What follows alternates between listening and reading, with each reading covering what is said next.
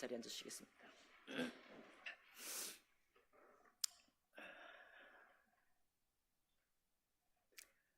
오늘 이 읽은 말씀을 본문으로 해서 다시 오실 그리스도라는 제목으로 하나님 말씀 나눌 텐데, 먼저 시를 한 수 읽어드리겠습니다.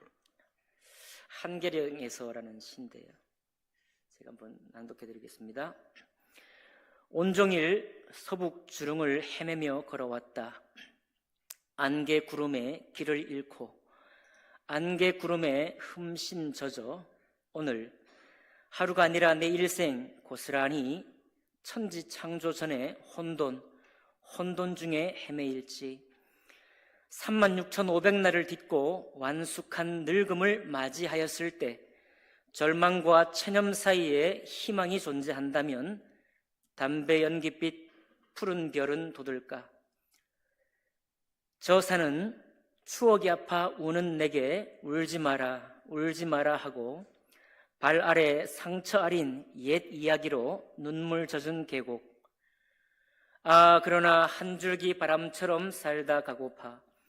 이 산 저 산 눈물 구름 몰고 다니는 떠도는 바람처럼 저 산은 구름인 양 떠도는 내게 잊어버리라 하고 홀로 늙으시는 아버지 지친 한숨 빗물되어 빈 가슴을 쓸어내리네.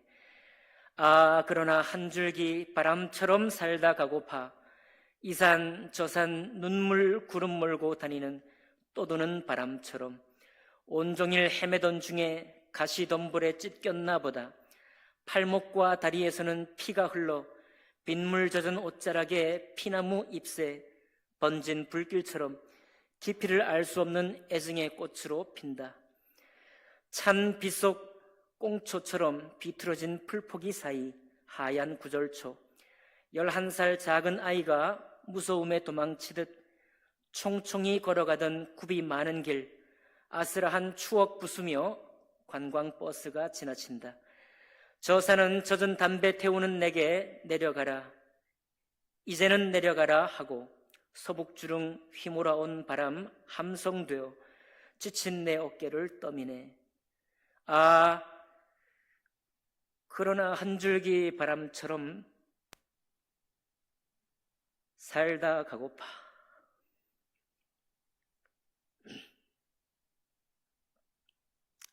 이 산 저 산 눈물 구름 몰고 다니는 떠도는 바람처럼 이라는 시입니다. 여러분이 잘 아는 노래죠. 양현의 한계령에서라는 노래의 원시입니다.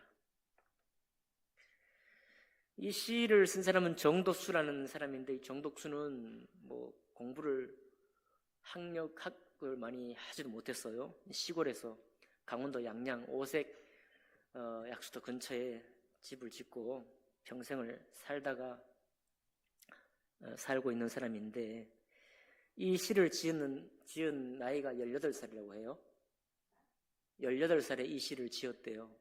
18이면 고2입니까? 고3입니까?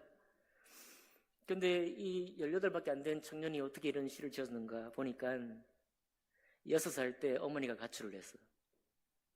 그 평생 어머니의 빈자리를 가지고 그리움을 잔뜩 안고 살아온 거죠. 한계령에 이제 설악산 오색이니까 한계령이 가깝잖아요. 거기 올라서 이 시를 지었다. 이 시를 보았던 하덕규라는 시인과 촌장의 작곡도 하고 노래도 하는 사람이죠. 하덕규도 자살 충동을 이제 감당이 안 돼가지고 한계령에 올랐을 때 이 시를 또 올리게 되고, 그 시로부터 영감을 얻어서 작곡을 해서 여러분과 제가 잘 아는 저 산은 내게 내려가라 하고 하는 그런 참 감동적인 노래를 만들었습니다. 오늘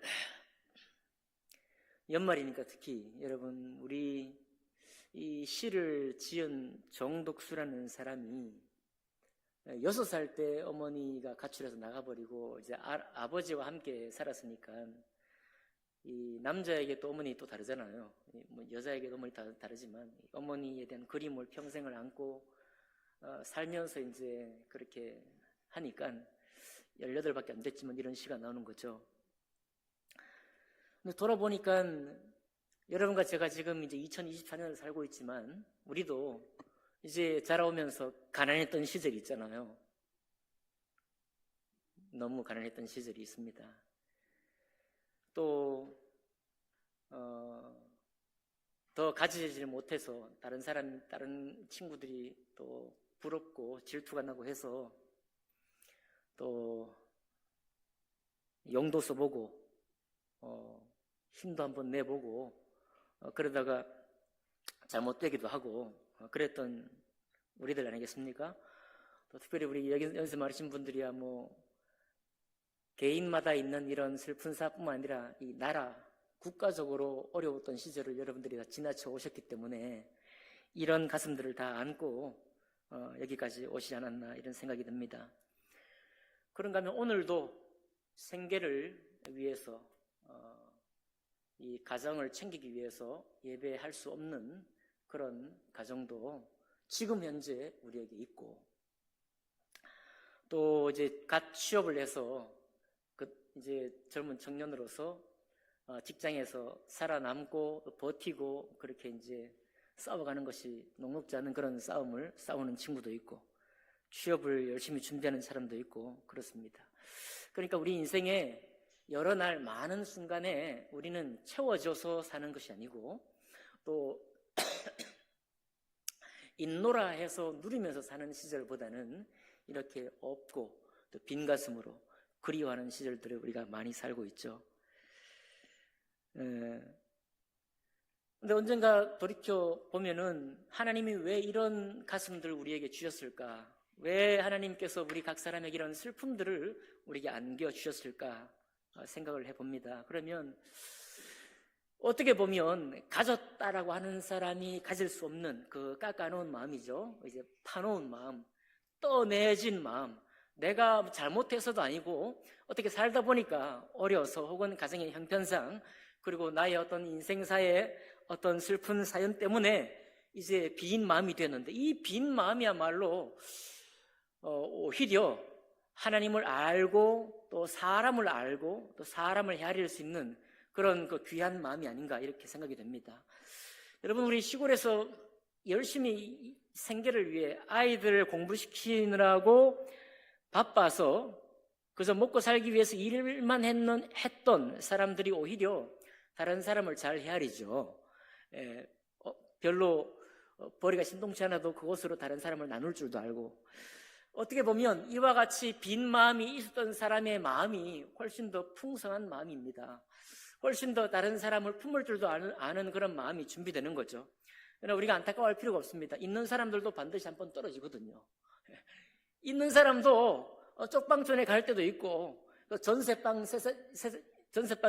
전전긍긍하며 살 수도 있고 또 어디 그 빚쟁이들 눈에 도망다니면서 거제도 옛날에 거제도 많이 도망갔습니다. 거제도 어떻게 섬으로 여기 도망가면서 사는 사람도 있죠. 그러니까 이런 것을 두고 우리가 보통 말하잖아요. 일생에 우리가 있어서 평안한 시간, 없어서 부족한 시간이 총량이 같다. 보통 그렇게 서로 위로하고 하는데 우리가 다 그런 시절을 살아왔습니다.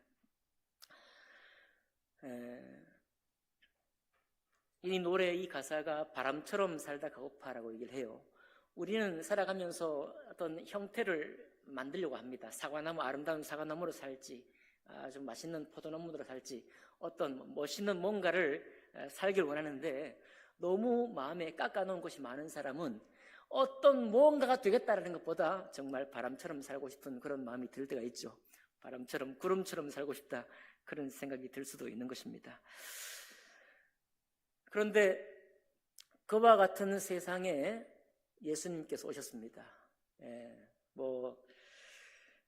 가진 사람은 가진 사람을 가진 것을 부리느라고 또 범죄하기도 하고 없는 사람은 없어서 그 가지려고 악다구니를 쓰면서 살기도 하고 또 없다는 것 때문에 괜히 자격지심으로 살기도 하는 우리들을 위해서 예수님께서 처음 이 땅에 오셨습니다.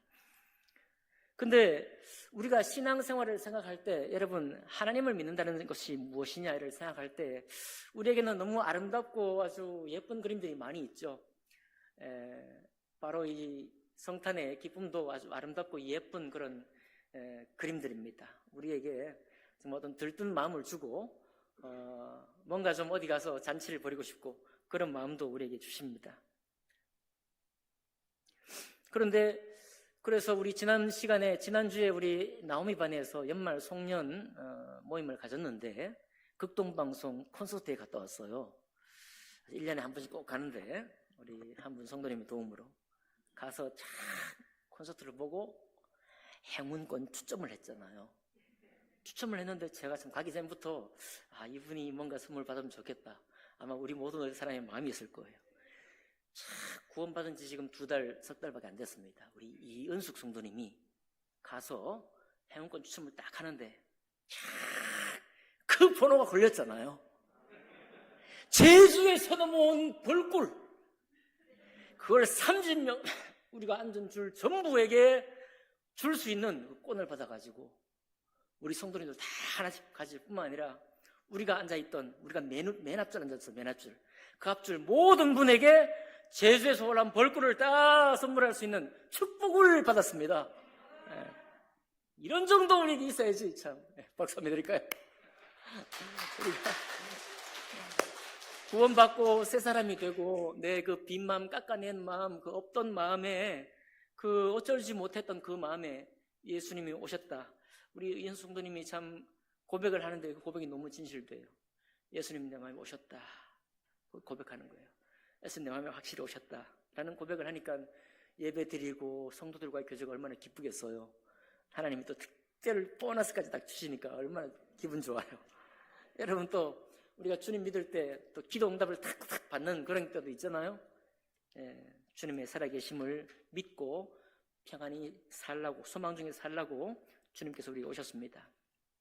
그런데 이런 아름답고 멋진 영상도 우리에게 있지만, 여러분, 이렇게 예쁘고 기쁘고 자랑스러운 것만 신앙생활에 꿈꾸면 안 됩니다. 왜냐하면 오늘 우리에게 중요한 이 읽었던 이 본문에 보면 한 번 죽는 것은 사람에게 뭐 하신 것이요? 정해진 것이요. 예수님을 딱 만나는데 죽음이 먼저 있어요. 우리는 살려고, 더 잘 살려고, 더 멋지게 살려고 예수 믿는 사람도 있지만은 예수님이 오시면서 그냥 바람처럼 구름처럼 사는 것도 아니야.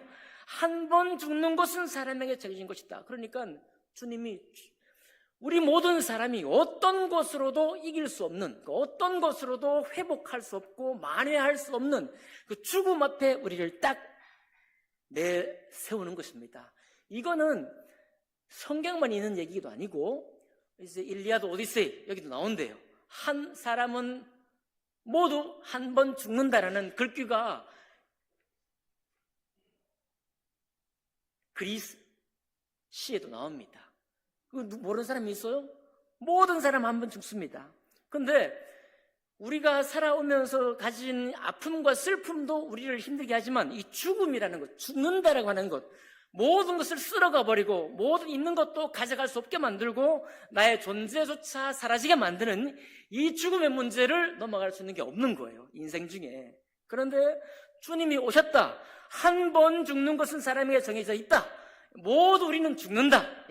신앙이라는 것이 위대한 초청인데, 주님의 위대한 초청이 제일 먼저 목격하게 하는 것이 죄뿐만 아니라 죽음이라는 거예요. 죽음이 있다.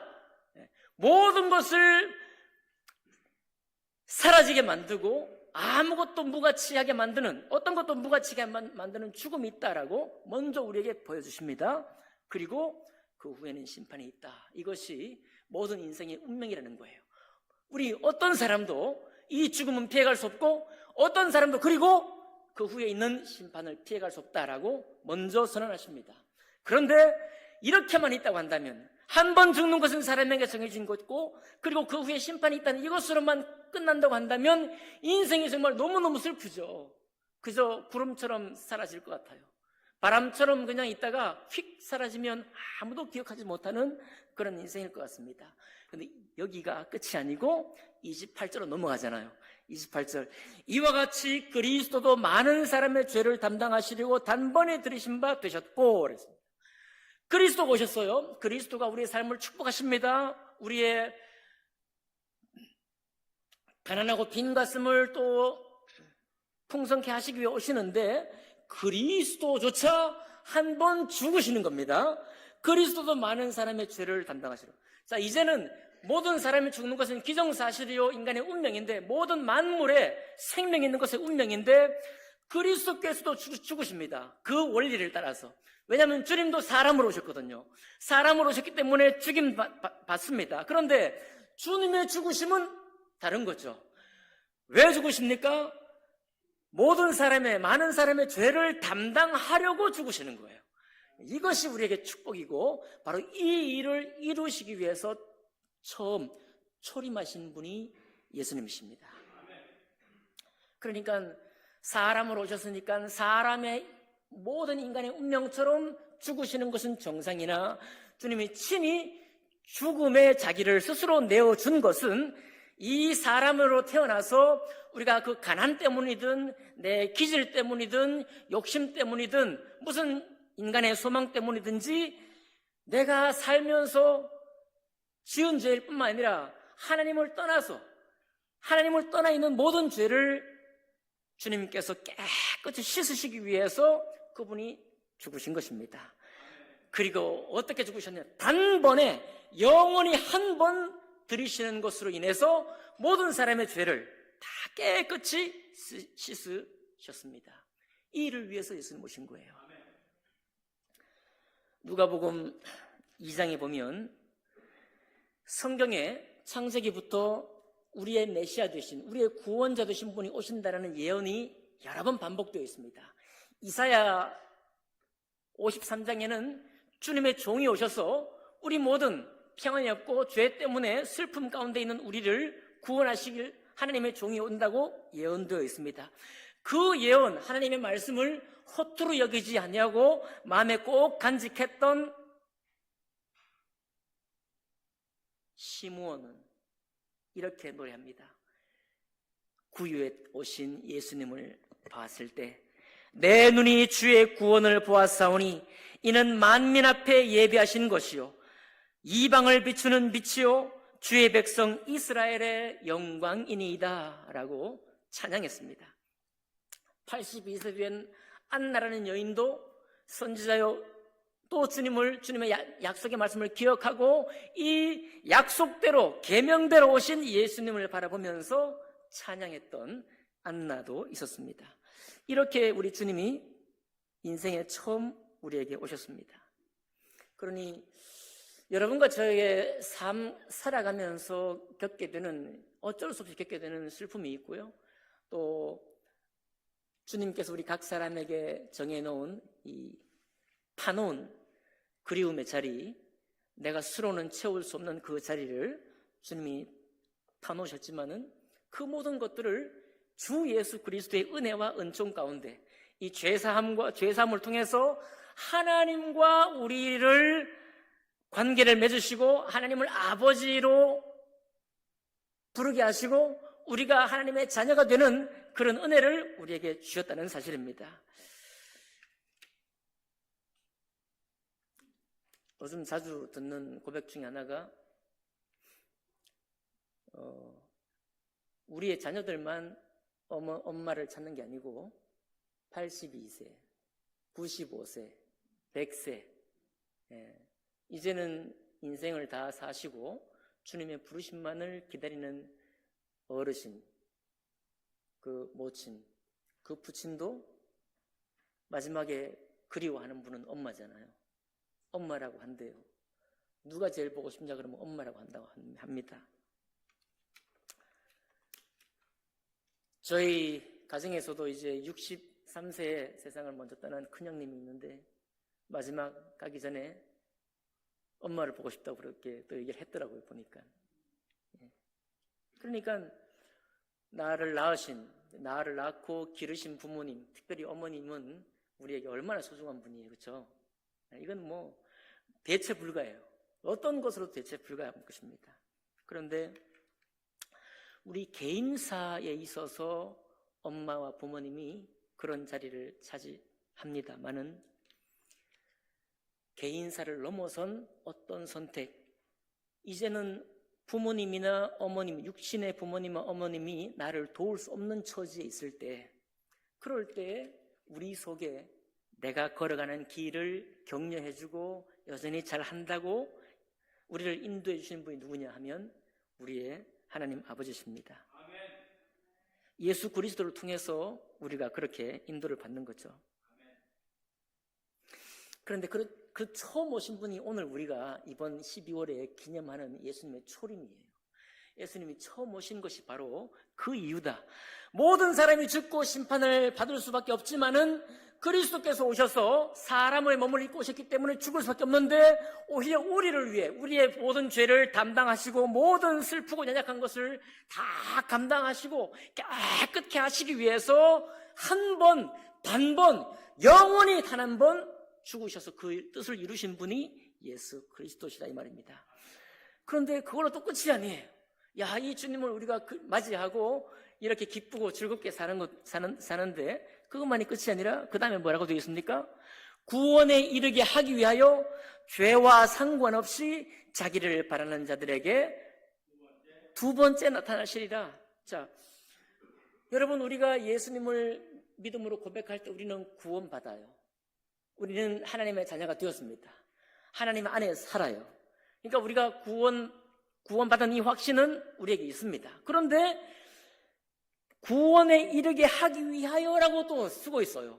구원받았는데, 나에게 구원이 있는데, 하나님 아버지가 내 아버지가 되었고 내가 그분의 거룩한 자녀가 되었는데, 나의 행위와 상관없이 주 예수 그리스도께서 우리를 위해 베푸신 은혜 때문에 이제 내가 거룩한 자녀가 되었는데, 그럼에도 불구하고 여기 다시 적기를 구원에 이르게 하기 위하여 죄와 상관없이 자기를 바라는 자들에게 두 번째 나타나신다 말씀하고 있습니다. 왜 죄와 상관없나요? 왜? 이미 주님이 처음 오신 것 때문에 그를 믿음으로 우리의 죄와 상관없이 되었잖아요. 이제는 내 죄 때문에 주님을 그리워하는 것이 아닙니다. 이제는 내가 지은 죄, 오늘도 지은 죄, 어제 지은 죄 때문에 내가 주님을 그리워하는 게 아니에요. 죄와 상관없이 우리는 주님을 그리워하는 것입니다. 왜 그리워하느냐? 구원에 이르게 하기 위하여. 이게 무슨 말인가요? 여러분, 헷갈리시면 안 됩니다. 자, 처음 오신 예수 그리스도께서 우리의 모든 죄를 위해 그 깨끗하고 거룩한 보혈을 흘리셔서 믿음으로 주님을 영접하는 모든 사람에게 죄로부터 완전히 영원히 분리되었고 깨끗하게 되었습니다. 우리가 이것을 고백함으로 구원의 확신을 가진 사람이 되는 거예요. 그런데 구원에 이르게 한다는 거예요. 이게 무슨 말인가요? 죄와 상관없이 구원에 이르게 한대요. 유관순 누님은 일제시대를 살았죠. 그 한일 합병이 되고 이제 우리가 나라가 민족이 도탄에 빠지게 되었습니다. 잘 들으셔야 합니다. 요즘 예수 믿는 그리스도인들, 목사들로서, 지도자들로서 또 그리고 많은 믿음에 있는 사람들이 정치와 교회를 분리한 후에, 그리고 교회는 영혼 구령이 첫 번째 소망이다. 영혼 구령이야말로 하나님의 뜻이다. 그렇게 말합니다. 물론 맞습니다. 그런데 그 가치만 여러분과 제가 붙들고 있다면 유관순 누나는 교회에서 다시 안 나와요. 왜냐하면 그때도 많은 교회들은 여전히 영혼 구령을 하고 있었거든요. 여전히 교회를 세우고 있었습니다. 수많은 곳에서. 그러니까 영혼 구령이 가장 중요한 일이고 이것만이 우리의 길이라고 하는데 유관순 누나가 어떻게 나올 수 있습니까? 그거는 세상 나라고 세상 정치에 관한 일이니까 교회가 그 일을 상관없다라고 한다면 어떻게 제2의 유관순 누나가 나올 수 있겠습니까? 그렇죠? 우리는 주님께서 영혼이 주님 앞에 거듭나고 죄로부터 깨끗이 씻음받은 이 놀라운 은혜를 누리는 것이 정말 중요해요.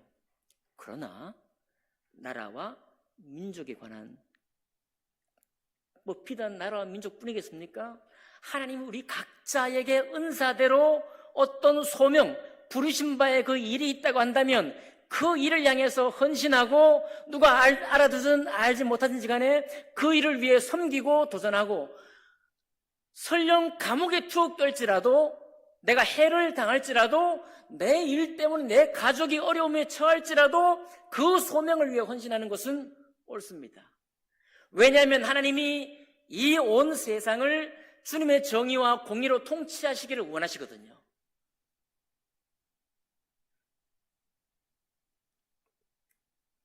독일의 본회퍼는 나치가 일어났을 때, 본회퍼 목사예요.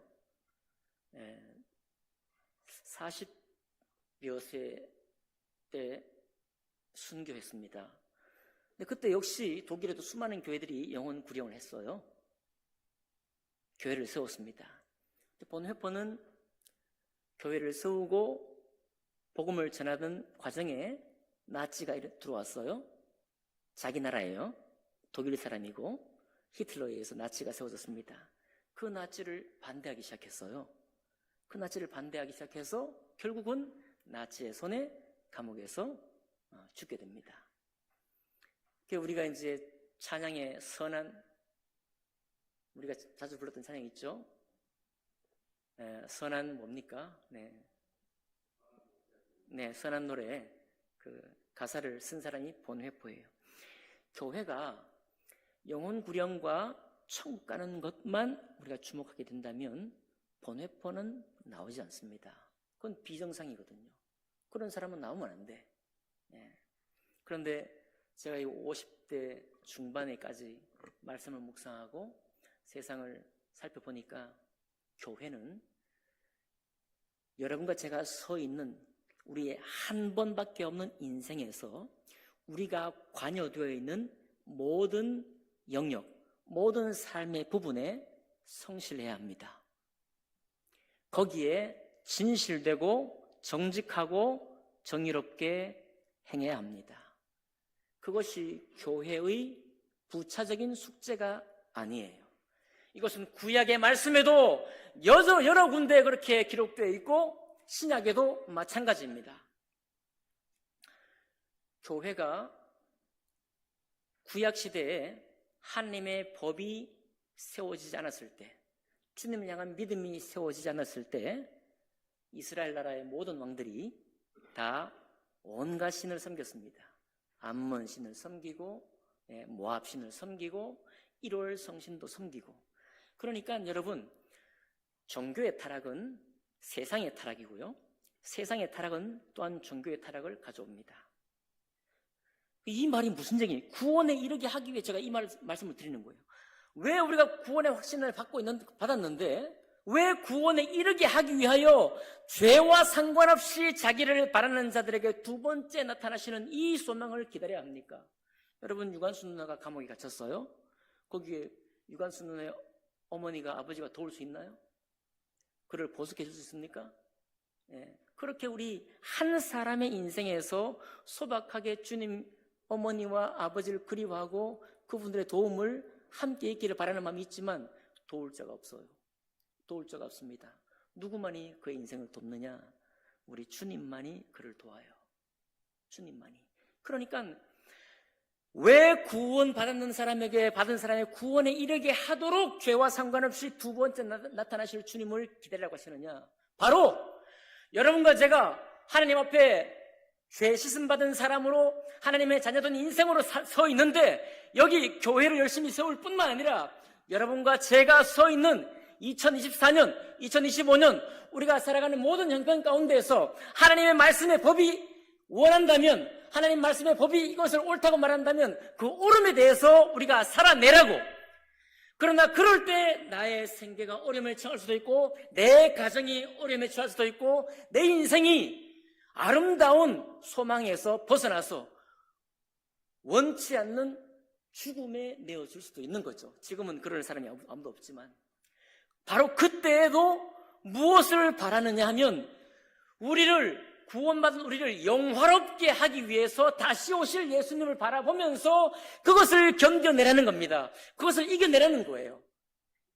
그래서 이 뜻으로 주님께서 초림하셔서 우리 죄를 다 씻으시고 하나님의 자녀로 우리를 품으시지만 동시에 다시 두 번째 오셔서 재림하셔서 우리 모든 사람의 구원받은 이후에 하는 고생, 내가 주님 앞에 평안을 얻은 이후에 우리가 하는 고생을 주님이 다 말끔히 씻어준다고 하는 그 약속인 것입니다.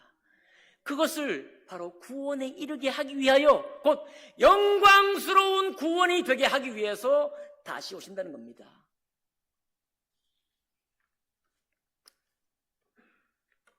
얼마나 좋아요. 이제 좀 있으면 우리 어르신은 잘 알지 모르겠는데 라이언 킹이라는 만화 실사 영화가 또 나옵니다. 라이언 킹. 라이언 킹이 아빠 사자가 무파사예요. 사자의 왕이. 이제 앞으로 사자 왕이 될 새끼 사자의 이름이 신바입니다. 그리고 왕의 자리를 노리는 삼촌, 작은아버지 되는 사자가 스카예요. 네, 스카. 그래가지고 삼촌 되는 스카가 아버지 무파사를 불의에 죽게 만드는 후에 자기가 사자의 왕이 되죠. 동물의 왕이 됩니다. 그러니 이 원래 왕이었던 무파사의 아들 신바는 설 자리가 없죠. 패족이죠. 그러니까 도망가야 되는 거예요. 도망가서 막 인생을 자기가 성인 사자가 될 때까지 막 이런 친구 저런 친구 사귀면서 막 돌아다닙니다. 그러나 때가 오는 거죠. 어떤 때가 와요?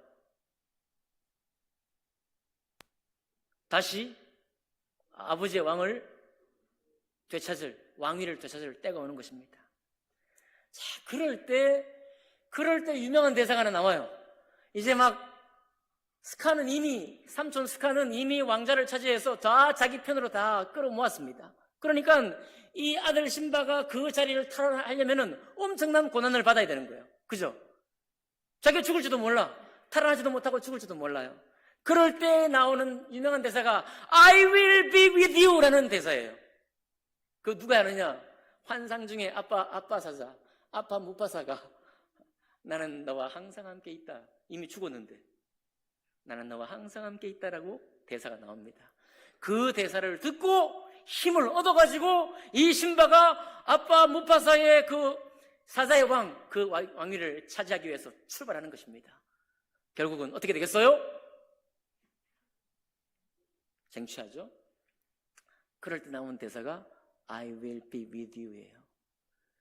여러분 그러니까 하나님께서요, 내가 너와 함께 있다, 임마누엘 한다, 이 말은 그냥 아기를 너무 사랑스러운 아기를 안고 있을 때 아기야 내가 너와 늘 함께 있어 이렇게 아름다운 그림으로 나온 것과 조금 다르죠. 그것은 가난한 마음입니다. 그것은 나로서는 감당하기 어려운 어떤 도전에 직면해 있는 사람에게 들려주는 말이에요. 임마누엘 하신다는 말이, 하나님께서 우리와 임마누엘 하신다는 말은 우리의 그 괴로운 자리, 슬픈 자리, 깎인 자리, 나로서는 어떻게 할 수 없는 그 자리, 아니 나로서는 감당할 수도 없는 어떤 도전을 내가 감당해야 될 때, 그때 들려주시는 주님의 음성이 임마누엘이다, 내가 너와 함께한다라는 음성이에요. 그 음성 가지고 구원받은 우리가 이제 떳떳하고 당당하게 주님 앞에 나아갈 뿐만 아니라 그저 예배 자리만 나오는 것이 아니라 하나님께서 여러분과 저에게 맡기신 소명, 우리를 불러서 어떤 것을 문제를 보게 하고 그것을 고쳐내게 하고 그것을 위해서 때로는 시련과 고난을 받을 수 있을 터인데, 그때 내가 너와 함께하니, 성령 하나님이 너와 함께하니 너는 주저하지 말고 주님과 함께 그 일을 해내라. 그렇게 하는 것이 우리를 구원에 이르게 하는 것입니다. 주님께서 우리로 하여금 우리를 구원에 이르게 하는 거예요. 여러분, 그런 삶이 영화로운 삶인 것입니다. 구원받고 그냥 예배드리다가 천국에 휙 가는 것, 너무 아름다운 영상은 맞지만은, 그러나 주님이 왜 여러분과 저를 일제시대의 한국전쟁, 그리고 이제 이 시간까지 이 시대에 태어나게 하셨을까요? 우리는 다시 다른 시대는 못 삽니다. 조선시대는 못 살아요. 고려시대로 못 돌아갑니다. 2100년 이후도 못 살아요. 우리는 오직 주어진 이 시대에 우리를 살게 하셨습니다. 그리고 우리가 맺는 모든 사람을 만나게 하시고, 우리가 선택한 직업 가운데 고민하게 하고, 그리고 이 땅 가운데 이 나라에 이 백성과 함께 살게 하셨습니다. 못하라고 그렇게 하셨느냐? 우리 사는 이 시간이 가장 귀한 시간인 거죠. 여기 우리가 사는 이 시간이 영원한 현재인 것입니다. 내가 던지는 말과 내가 하는 모든 행동이 주님에게 영원히 기록되는 시간인데, 바로 우리의 살아낸 그 시간이 우리의 구원을 영화롭게 하시는 하나님의 시간입니다. 그 영화롭게 된 삶을 위해서 주님이 두 번째 다시 재림하셔서 우리를 축복하시는 거예요. 히브리서 10장 20절은 이렇게 말합니다. 그러므로 형제들아, 우리가 예수의 피를 힘입어 성소에 들어갈 담력을 얻었나니 그 길은 우리를 위하여 휘장 가운데로 열어놓으신 새로운 살 길이요, 휘장은 곧 그의 육체니라. 그렇게 말씀하셨습니다. 여러분, 구원받으셨죠? 예수 믿는 것이 너무 좋죠? 이제는 우리가 주님이 불러서 왜 나를 내 인생처럼 주님이 인도하셨을까? 왜 나의 이 살아온 내력 속에 나에게 이런 심정을 주셨을까? 왜 하나님 나에게 이런 기질과 이런 성품으로 나를 만들어 놓으셨을까? 이렇게 궁금해할 수도 있지만, 바로 그 터 위에서 우리가 무엇을 위해 하나님의 영광을 위해 살 것인가? 내가 어떤 일에 헌신되어서 때로는 고난을 직면하고서라도 그 일을 끝까지 수행해낼 수 있는 사람으로 나아갈 것인가? 나를 왜 부르셨을까? 무엇에 쓰려고, 어디에 쓰려고, 어떤 일을 새롭게 하시기 위해서 나를 부르셨는가? 생각할 만한 때가 된 것입니다. 주님은 두 번째 나타나시거든요. 주님 두 번째 나타나셔서 깨끗이 한 후에 우리에게 맡기신 그 일을 영화롭게 이루기를 주님이 원하십니다. 오신 주님을 찬양하는 마음으로, 그러나 주님이 오실 때부터 죽음 앞에 우리를 직면하게 하셨다는 이 엄청난 초청 앞에서 뿐만 아니라 모든 삶의 과거로부터 우리를 건지신 이후에 하나님의 거룩한 사업, 하나님의 거룩한 나라를 위해서 우리를 이 땅에 이 사람들 가운데 세우셨다는 사실을 기억하시면서, 앞으로 우리가 기도할 때 하나님 아버지, 왜 나를 부르셨습니까? 하나님, 왜, 무엇을 위해서 나를 불러 교회 일원이 되게 하시고 하나님 아버지의 자녀가 되게 하셨습니까? 내가 영화롭게 할 하나님의 구원이 무엇입니까? 라고 묻고 기도할 수 있는 여러분과 제가 되기를 주님 이름으로 축복합니다. 기도하겠습니다.